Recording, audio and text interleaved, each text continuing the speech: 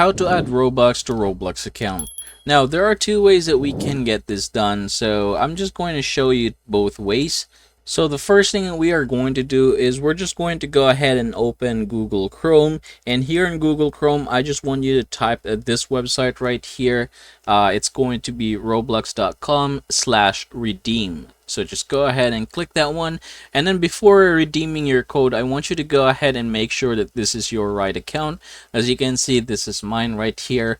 Now if I were to go back, I can just go ahead and enter the code here, click this one or check this one, and then tap the redeem code down below. Now another way in order for you to be able to do so is by buying Robux. So I'm going to show you how you can do that one. Here we are in the app. You can just go ahead and click the Robux icon here at the top.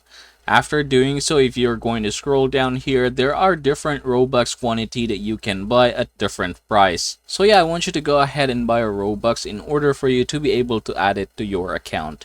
And that is how you are going to get this done, everybody.